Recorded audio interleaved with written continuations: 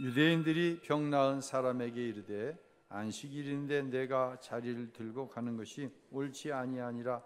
대답하되 나를 낫게 한 그가 자리를 들고 걸어가라 하더라 하니 그들이 묻되 너에게 자리를 들고 걸어가라 한 사람이 누구냐 하되 고침을 받은 사람은 그가 누구인지 알지 못하니 이는 거기 사람이 많으므로 예수께서 이미 피하셨음이라. 그 후에 예수께서 성전에서 그 사람을 만나 이르시되 보라 내가 나았으니 더 심한 것이 생기지 않게 다시는 죄를 범하지 말라 하시니 그 사람이 유대인들에게 가서 자기를 고치신 이는 예수라 하니라. 그러므로 안식일에 이러한 일을 행하신다 하여 유대인들이 예수를 박해하게 된지라. 아멘. 할렐루야. 하나님의 말씀을 통해 우리에게 주시는 크신 은혜가 이 시간 여러분 모두 가운데 충만하게 되시기를 예수님의 이름으로 축원합니다. 38년 동안 한 번도 일어나 자기 발로 걸어본 적이 없는 병자가 나음을 얻었어요. 걷고 뛰는 거예요. 얼마나 좋았을까요? 얼마나 축하할 만한 일인가요?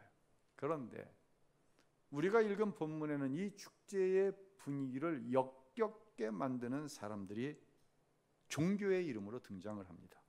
10절 우리 다시 한번 읽도록 합니다. 그날은 안식일이었습니다. 그래서 유대 사람들은 병이 나은 사람에게 말했습니다. 오늘은 안식일이니 옳지 않소. 여러분, 왜 안식일에는 병 고침 받으면 안 돼요? 속이는 사람들이 있어요. 우리를 속이는 사람들이 있어요. 바로 선함으로 가장되어 있는 종교가들이에요. 안식일 왜 병 고치면 안 돼요? 안식일이라고 하는 율법에 39가지의 장로의 유전이라고 하는 것들을 갖다 덧붙여 버렸어요. 율법은 선한 것이에요. 율법은 이것이 죄인가 아닌가를 구별해내는 잣대와 같아요. 그 선한 율법, 그 율법에 내가 너보다 더 율법을 잘 지켜, 내가 더 의로워 선해, 이것을 이루기 위한 목적으로 누더기를 만들어 놓은 거예요. 율법에 덕지덕지 무엇인가를 갖다 붙여넣어 가지고요. 이게 누가 한 일이에요? 이것이 바로 종교가들. 예수님은 이들을 너무 싫어하셨어요. 예수님은 교회를 향해서 이런 이들을 경계하라고 말씀하시는 거예요. 왜요? 그들은 자신의 선함을 가지고 구원함을 얻을 수 있다고 생각을 해요. 십자가를 무효화시키는 거예요. 십자가의 원수예요. 그러니까 예수님의 입에서 그들을 향해 독사의 새끼들아 그러는 거예요. 개역성경에는 좀 완화시켜서 독사의 자식들아라고 표현하고 있지만 독사의 새끼들아, 이게 예수님의 입에서 나올 수 있는 얘기입니까? 그 정도로 예수님이 그들을 싫어하시는 거예요. 왜요? 당신의 십자가를 무효화시키니까. 얼마 전 제가 이제 안식일을 갔는데 한 여전도회에서 문자가 왔어요. 카톡으로. 목사님, 통장으로 얼마를 넣었는데 사모님하고 어느 곳에 있는 그 식당에 가서 식사를 하시라는 거예요. 야, 이게 지정까지 식당까지 이제 지정을 해줘가지고. 근데 마침 이제 아들이 안식일 엄마 아빠 2박 3일 함께 하겠다고 와서 같이 이제 그 식당을 갔어요. 메인 메뉴를 먹고 났는데 밥은 이제 돌솥밥, 요만큼 돌솥밥이 알밥으로 나오더라고요. 근데 많이 탔어, 밥이. 이 돌솥, 뜨거운 돌솥 곁에 있는 이 밥이 다 까맣게 탔어. 저는 무슨 흑미를 넣은 줄 알았더니 이게 비벼가지고 한 숟갈을 먹었거든요. 으적으적 하는 거예요. 타가지고. 제 아내가 밥을 좀 먹었어요. 안 말 않고 먹는 거예요. 그러더니 도저히 안 되겠든지 다시 다시 해달라고 해야겠어요. 그러는 거예요. 제가 뭐라고 말했는 줄 아세요?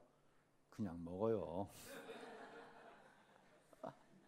그랬더니 아들 녀석이 조용한데 단호한 목소리로 아빠, 이건 다시 해달라는 게 맞는 거예요. 제가 그 이야기를 듣고 또 뭘 했는 줄 아세요? 아, 여기 제주도지. 이게 무슨 의미인지 여러분 아세요? 이게 교회 근처면 혹시 나 알아보는 사람이 있으면 목사가 까탈지다고 생각할 테니 의적거려도 그냥 먹어야 돼. 근데 제주도니까 나는 알아보는 사람 없으니까 다시 해달라고 되지. 다시 요청을 했더니 직원이 너무 미안해하면서 새로 해주더라고요, 음식을. 여러분, 이게 지겨운 종교가로서의 내 모습인 거예요. 이 모습이 내 안에 있는 거예요. 뭐 그렇게 내가 의롭고 선하다고 그 탄밥을 그냥 먹으라고 그러는 거예요. 탄밥 안 먹으면 은혜 없는 거고, 탄밥 먹으면 은혜로운 거예요. 저는요, 제가 굉장히 은혜롭고 선한 사람이라고 그렇게 알면서 살아가는 거예요. 습관적으로. 이런 남편과 이런 아빠와 사는 가족들이 얼마나 지겹겠어요. 그 종교성 때문에. 이것이 그렇게 예수님께서 책망하셨던 역겨운 종교가들의 모습인 거예요. 지난 주간 새벽기도 때 누가복음 10장을 이제 묵상을 했습니다. 한 율법 교사가 예수님을 찾아와서 묻는 거예요. 어떻게 하면 영생을 얻겠냐고. 예수님 시험하려고 묻는 거예요. 아니, 지가 율법 교사인데 율법을 얼마나 잘 지키는데 영생이 뭔지 모르는 거예요, 이게. 여기서부터 이게 종교라고 하는 것, 예수 없는 종교라고 하는 것의 정체가 나오는 거예요. 그러니까 예수님께서 뻔히 시험한다고 하는 것을 아시고 율법에 뭐라고 써 있습니까?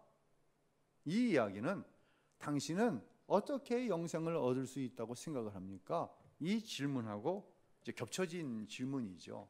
그러니까 율법 교사가 누가복음 10장 27절에 이런 얘기를 합니다. 우리 함께 읽어볼까요? 내 마음을 다하고 내 목숨을 다하고 내 힘을 다하고 내 뜻을 다해 주 내 하나님을 사랑하라. 또 내 이웃을 내 몸같이 사랑하라고 했습니다. 아멘이시죠? 아멘. 이건 완전한 대답이에요. 예수님이 하신 말씀이 아니에요. 누가 한 얘기예요? 이게 율법 교사가 한 얘기예요. 그 지겨운 율법 교사가 한 얘기예요. 율법이란 뭐냐? 어떻게 하면 영생 얻냐? 내 마음, 내 힘, 내 목숨까지도 다해가지고 하나님 사랑하는 거야.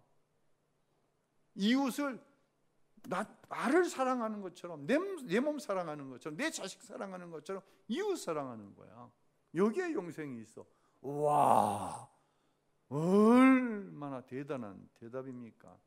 박수를 막 쳐주고 싶은 대답이에요. 그런데 이 완벽한 대답에 십자가의 은혜가 없으면 무거운 짐이 되는 거예요. 나는 마음을 다해서 하나님 안 사랑하는데 목숨까지 다하라고? 어떻게 그렇게 하나님 사랑해? 그렇게 사랑하지 않으면 영생이 없다고? 은혜가 없으면 이건 짐이에요. 왜 38년 된 병자가 치유받았는데 왜 함께 기뻐하지 못하나요? 왜 안식일에 병고침 받았냐고 왜 따지냐고 얘기예요.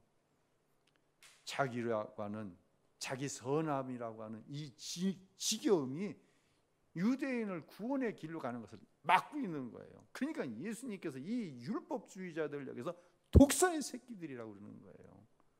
다 사랑해야죠. 다 은혜로 받아줘야죠. 근데 교회 안에 이 지겨운 율법이 있으면은요, 그건 원수예요. 왜? 성도들로 하여금 십자가로 한 발도 못 나가게 하거든요. 이건 깨워줘야 되는 거예요.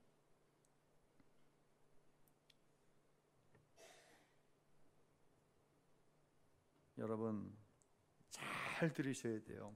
제가 굉장히 오랜 시간 동안 여러분에게 설교를 통해서 또 성경 공부를 통해서 말씀을 드렸지만 내 자신이 풀어지지 않는 한 5%, 10%가 있었어요.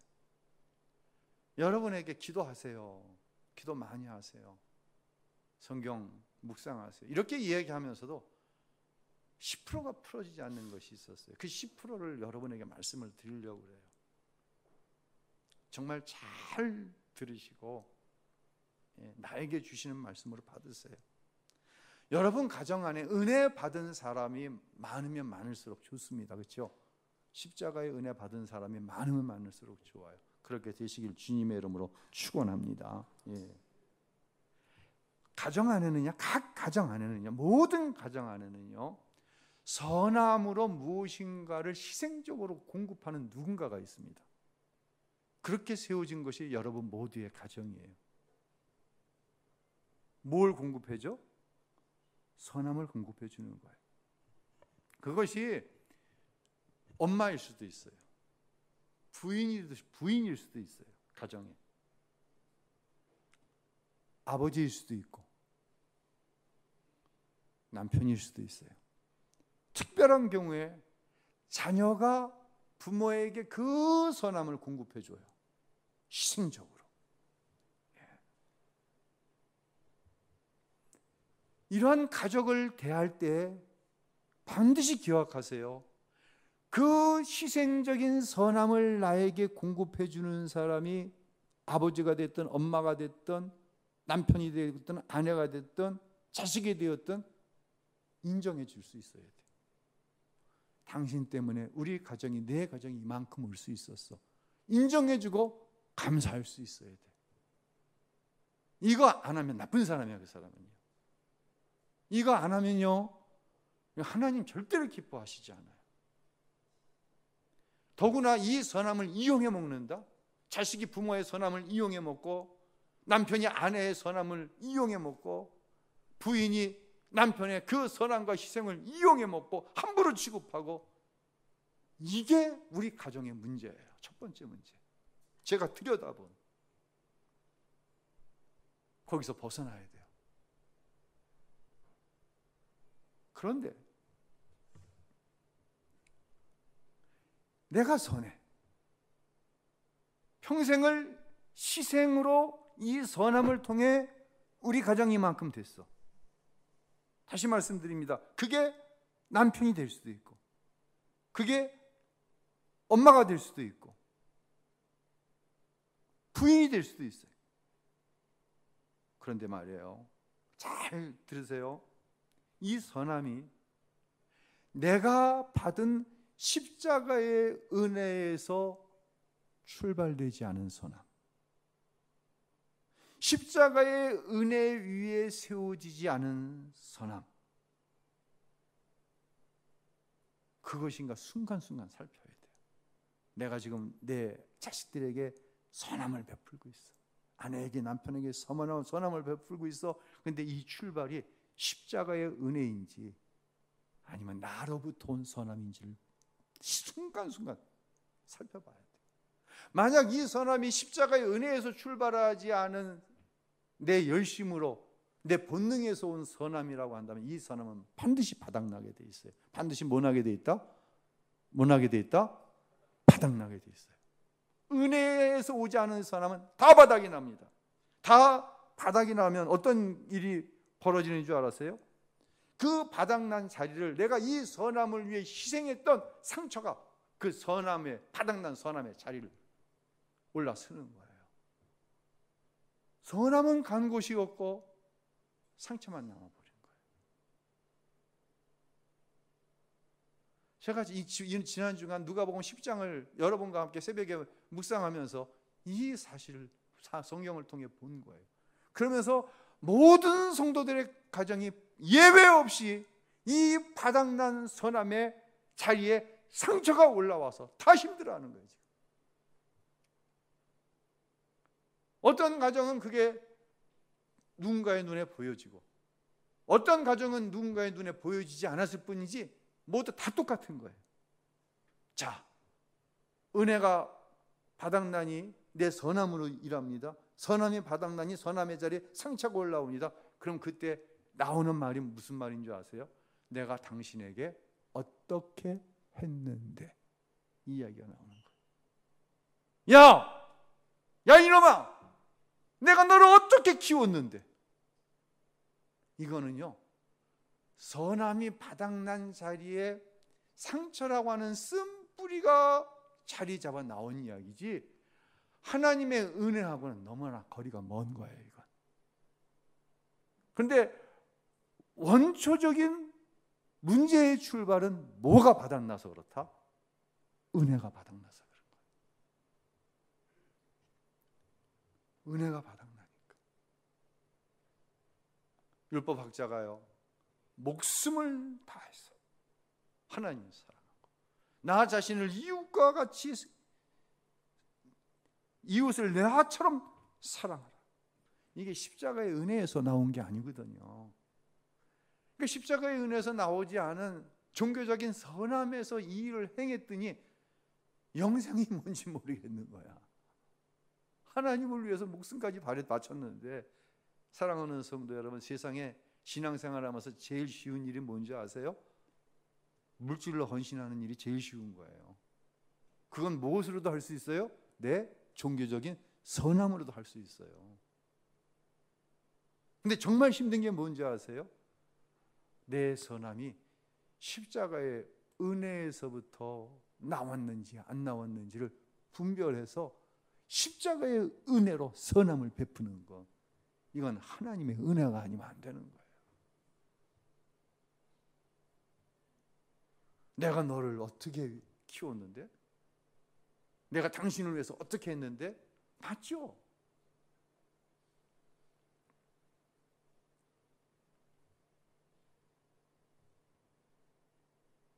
그러니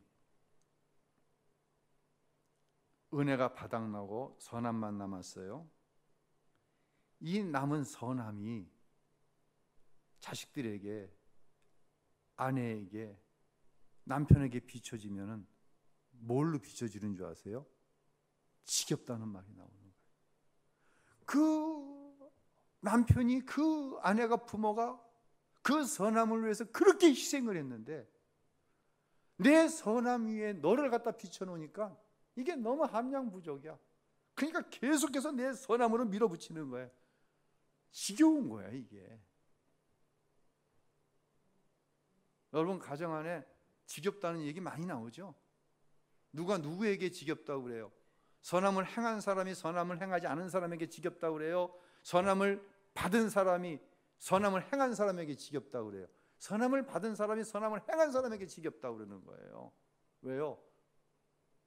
이게 종교적인 지겨움인 거예요. 내 선함 위에 올려놓고 모든 사람들을 다 판단하고 계산하는 거예요.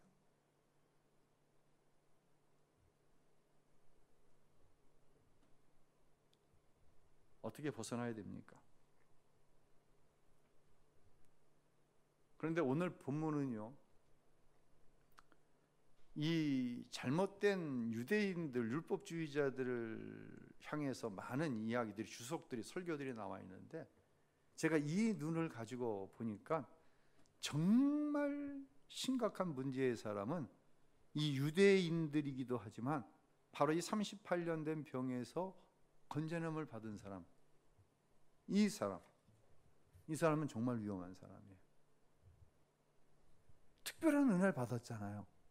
왜냐하면 이 사람은 예수님이 오셔서 말씀하시는데 내가 낫고자 하느냐? 이분이 예수인지 알지도 못해. 낫고자 하느냐는 질문에 불평만 늘어놓잖아요. 저 연못이 동할 때 나를 누가 연못에 집어넣어줘야 돼. 누가 지를 연못에 집어넣어줘? 이 경쟁적인 사회에서 내가 들어가기도 바쁜데, 그러니까 나를 집어주는 사람, 넣어주는 사람이 없어서 내가 병고침을 못 받고 있다고 불평하는 거예요. 근데 예수님께서 내 자리를 들고 일어나라 치유하여 주셨잖아요. 근데 이날이 무슨 날이에요?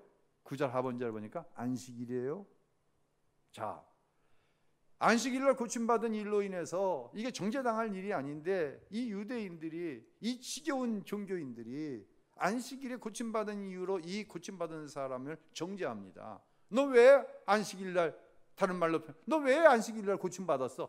여러분 이게 말이 됩니까? 도대체 이 지겨운 종교. 그러니까 또 이 사람이 뭐라고 얘기하는지 아세요? 내가 그냥 고침받아서 보고 싶어서 고침받은 게 아니라 누가 나보러 일어나고 그래서 일어났어요. 그러니까 또 묻는 거야, 이 지겨운 종교인들이. 도대체 너를 고친 사람이 누구야? 근데 이 사람이 알아요, 몰라? 예수를 모르는 거예요. 특별한 은혜를 받았는데 예수를 모르는 거예요. 여러분, 우리가 예수의 십자가의 은혜로 구원받았는데 예수를 모르는 거예요. 이거 심각한 거예요. 나도 그가 누군지 모른다는 거예요. 그러다가 이제 어느 날, 그래도 다행스러운 건 이 고침받은 사람이 성전에 올라갔다 예수님을 만납니다. 예수님께서 야, 다시는 죄 짓지 마, 이렇게 말씀하시는 거예요. 그러니까 나를 고쳐준 사람이 요즘에 한창 뜨고 있는 그 예수라고 하는 사람이 있는가, 이걸 알게 됐어요. 그러고 나서 하는 행동이 뭐예요? 자기를 정죄했던 유대인들이 일부러 찾아갑니다. 일부러 찾아가서 무슨 말이에요? 날 고쳐준 사람을 내가 알게 됐다고. 그러니까 신고하는 거야, 쉽게 얘기해서. 고발하는 거야. 그 예수라고. 그게 심각한 거예요. 자신의 율법적인 정죄를 면하기 위해서 예수님을 내다 팔아버리는 거예요. 뭘 받았는데? 자기는 특별한 은혜를 받았는데. 이게 상처예요. 자신이 정죄받은 이 상처를 가리기 위해서 누구를 팔아버리는 거예요? 예수를 팔아버리는 거예요. 다시 말씀드립니다. 저와 여러분은 예외 없이 다 특별한 은혜 받았어요. 내가 구원받을 만한 뭐가 있어서 구원받았나요? 나에게 무슨 선함이 있어서, 특별함이 있어서 하나님께서 나를 목사 삼으시고 여러분을 장로, 권사, 안수집사, 집사, 교사, 찬양대원, 성도로 삼으셨나요? 특별한 은혜죠. 여러분 믿으시나요, 그렇게? 그럼 예수님을 만나야 돼요. 그러지 않으면 평생 그냥 상처 안에서 살아가는 거예요. 그러면 어떻게 이 은혜로 체험을 받을 수 있을까?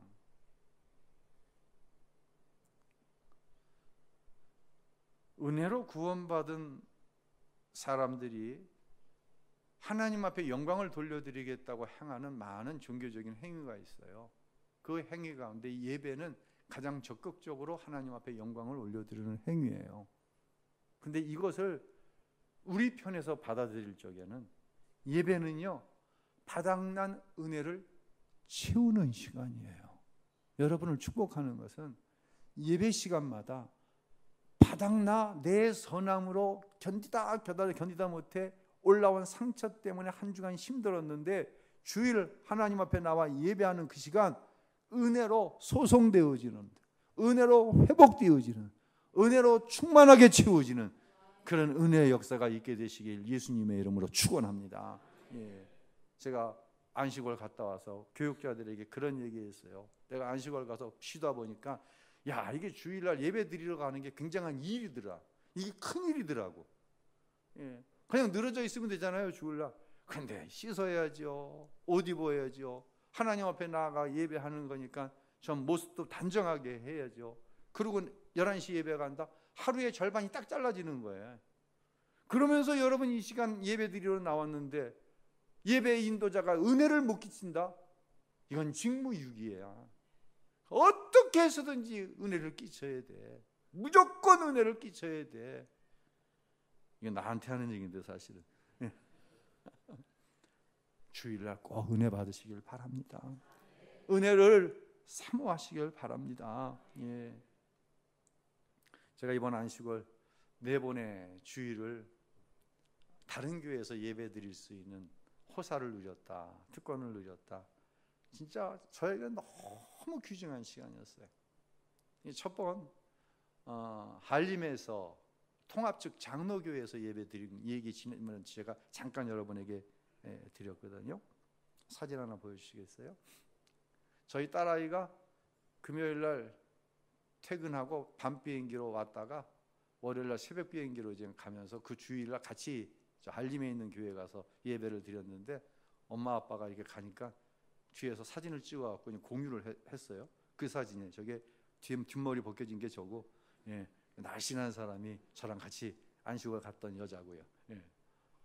오른쪽은 그 예배당 안의 모습이에요. 규모가 110년 됐어. 저 잔디가 인조 잔디 아니고 천연 잔디예요.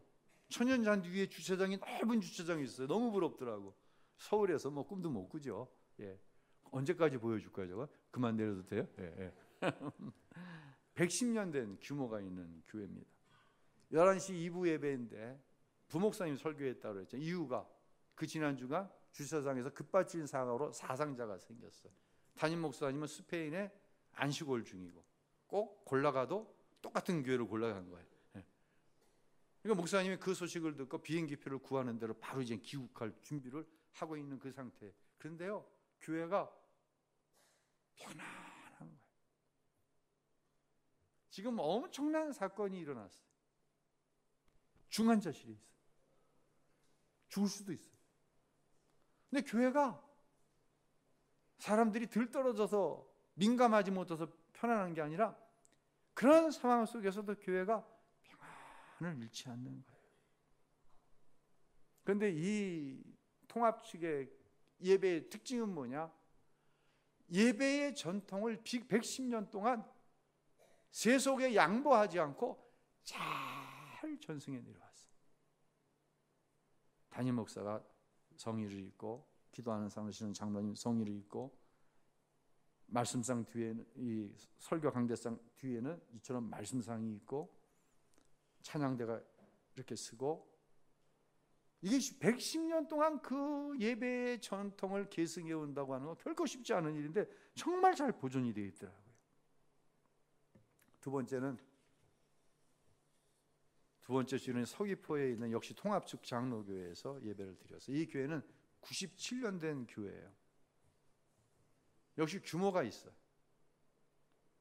들어가는데 벌써 교회 입구에서부터 편안한 거예요. 한 분이 얘기를 합니다. 다니러 오셨죠? 네. 가실 때 꼭 선물을 받아가 주세요. 예배가 끝났는데 도망가고 싶더라고. 그냥 영양가 없는 신자잖아. 왔다가 그냥 다음 주부터 안 나올 신자인데 무슨 선물을 받아가, 염치가 있어야지. 그런데 그 선물을 챙겨서 주는 거예요. 선물 내용이 뭐냐면 제주도 전체를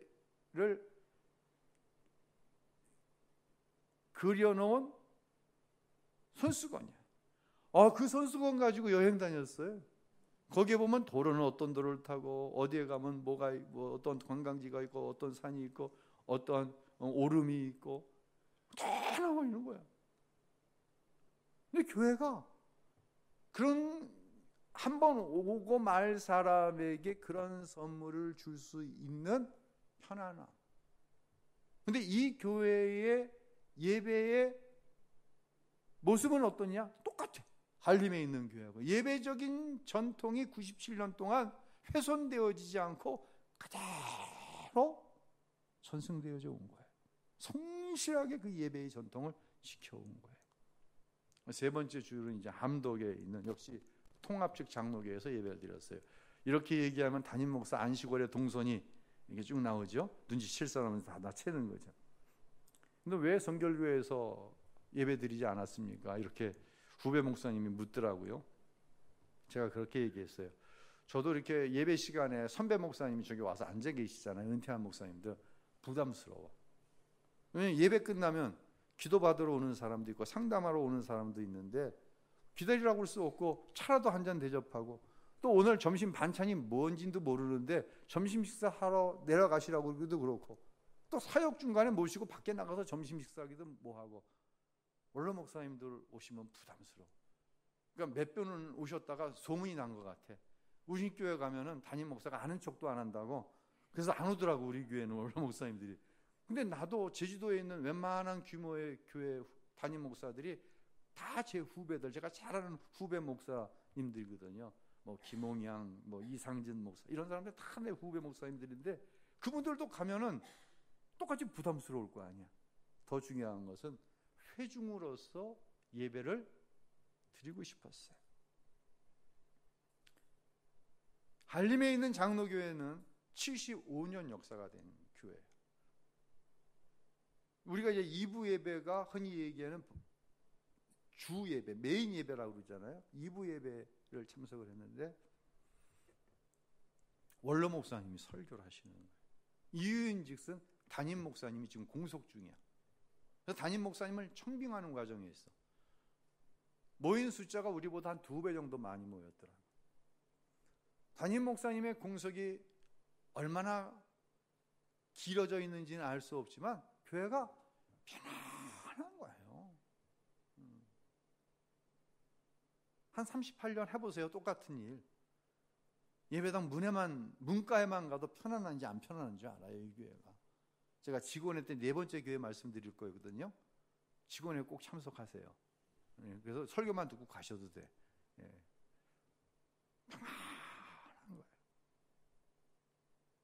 역시 강단, 예배 인도자, 회중, 예배를 도우시는 분들, 그 예배의 전통을 성실하게 이어온 게 보이는 거예요. 예배가 끝났습니다. 저희가 이제 주차장으로 나아가 차에 올라가는데 예배 시간에 대표로 기도하셨던 장로님이, 목사님 어떻게 알아요? 다 알아요. 목사는 어느새 성의에서 정장으로 환복을 하고 그 잠깐 사이에 우리 차로 오신 거예요. 그러면서 묻는 거예요. 여행 오셨죠? 예, 저희 교회 점심이 꽤 괜찮습니다. 점심 식사하고 가시죠. 말씀하시는 거예요. 제가 그 장로님의 온유함과 정중함에 압도당해서 밥 먹고 올 뻔했어. 못한.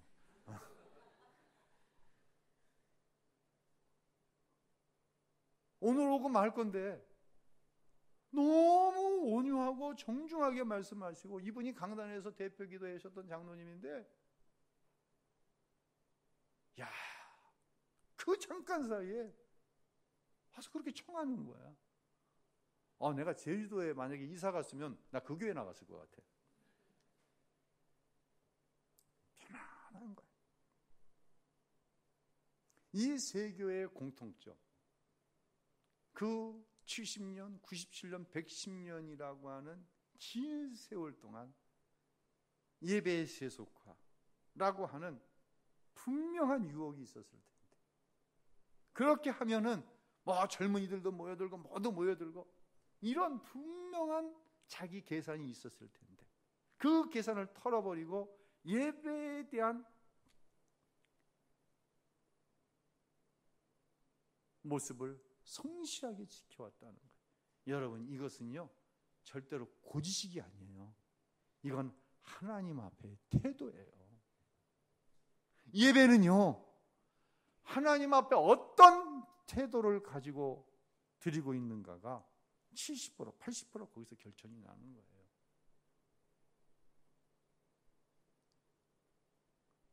그 교회들에서 제가 뭘 느꼈냐?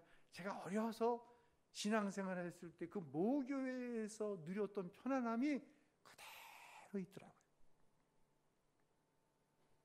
사랑하는 성도 여러분, 특별히 주일 예배는요 거룩한 예배여야 합니다. 주일 오후 예배 열린 제자 양육도 하고 열린 예배도 드리고 다 할 수 있어요. 근데 이 주일 예배만큼은 철저하게 세상과 구별된 예배여야 돼요. 이 예배는 세상의 영역이 아니에요. 너와 나와의 관계의 영역이 아니에요. 이 주일 예배는요 하나님의 영역이에요. 이 하나님의 영역 안에서 하나님과의 올바른 관계를 가질 때 하나님으로부터 오는 은혜, 이 은혜가 내 선함을 바닥나지 않게 하는 거예요. 여기에서 선함이 흘러갈 때에 내 가정 안에 평안이 이루어지고, 할렐루야, 그 성도가 세상에 어떠한 상황에 처해 있더라도 세상의 사람들이 여러분을 바라보는 거예요. 왜? 여러분 안에 답이 있기 때문에. 다른 말로 여러분이 받은 은혜 안에 답이 있기 때문에. 할렐루야. 여러분은 은혜로 살고 계신가요? 아니면 간당간당 바닥 나가는 그 선함을 붙들고 살고 계신가요? 이제 부부간의 선함도, 부모와 자식 간의 선함도, 목사, 장로, 권사, 안수, 집사, 교사, 찬양대원으로서의 선함도 바닥이 나고 이미 상처와 쓴뿌리로 인해서 고통당하고 있지는 않으신가요? 어떻습니까? 어떠신가요? 여러분의 담임 목사가 보는 여러분 모두의 가정이 어느 순간 남편의 선함, 아내의 선함, 부모의 선함, 이게 바닥나가고 있는 걸 내가 보는 거예요. 그래서 고통받고 있는 여러분 가정을 보는 거예요. 죄송합니다. 예외가 없어요. 다 그래요 지금. 여러분을 축복합니다. 이 시간 우리를 특별한 은혜로 구속하시고 하나님의 자녀 삼으셨고 하나님의 자녀로서의 권세를 누리며 살기를 원하시는 그것을 위해 중보하고 계시는 예수님의 이름으로 여러분을 축복합니다. 예배 가운데, 주일 드려지는 이 예배 가운데 넘치는 은혜를 받으시기를 주님의 이름으로 축복합니다.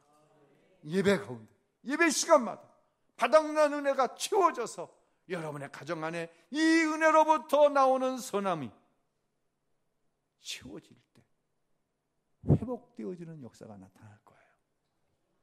무엇을 통해? 바닥난 은혜가 채워질 때 그 은혜로부터 출발되어진 선함이 여러분의 가정을 회복시킬 거예요. 다른 것에서 방법 찾으려고 하지 마세요. 성경 어느 곳에서 다른 방법이 없어요. 율법? 내가 하나님 말씀을 열심히 지켰더니 그거 안 해서 그래요? 내가 열심히 교회 봉사했더니 그거 안 해서 그래요? 하면 할수록 빠져들어가는 사람들이 죄송합니다. 전부예요 지금. 모두예요 여러분. 제 자신이에요. 여기서 벗어나야 돼요. 벗어날 수 있습니다. 무엇으로? 십자가의 은혜로. 무엇으로? 예배를 통해 주시는 은혜로. 할렐루야. 그런 은혜의 역사가 고통 가운데 있는 한숨과 탄식과 방법을 알지 못하여서 방황하고 있는 우리 모든 성도들의 심령마다 가정마다 함께 하시기를 예수님의 이름으로 축원합니다. 할렐루야.